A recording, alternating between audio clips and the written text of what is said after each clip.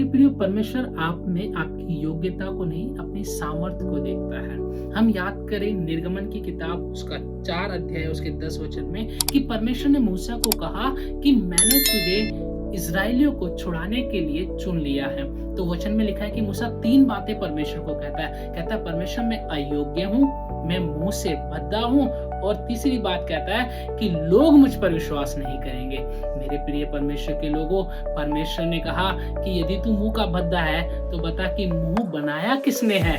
हम उसी के अध्याय में आगे पढ़ेंगे तो वचन में एक बच्चे के समान परमेश्वर उससे एक सवाल पूछता है। मेरे प्रिय परमेश्वर के लोगों, यदि परमेश्वर ने आपको एक काम के लिए चुन लिया तो आप ये मत सोचो कि आपकी योग्यता है इस वजह से परमेश्वर आपको चुनता है।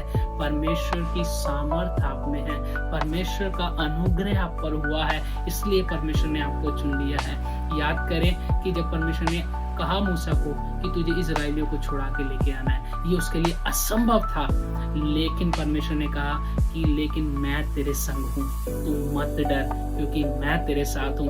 हम याद करें कि जैसे एक बच्चा जब पहली बार साइकिल चलाने के लिए जाता है वो बहुत डरता है, नहीं चलाऊंगा पापा, मैं नहीं चलाऊंगा, मैं गिर जाऊंगा, चोट लग जाएगी। तब पिताजी कहता है कि बेटा तू चला, मैं पीछे से पकड़ा हूँ, मैं तुझे लेके चलूंगा।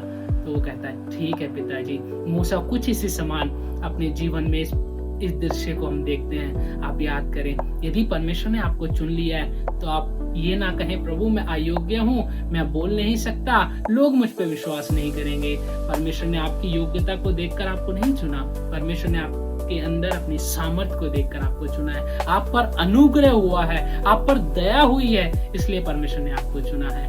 परमेश्वर आपके साथ है। परमेश्वर में बढ़ते रहें। सबको जय मसीह की।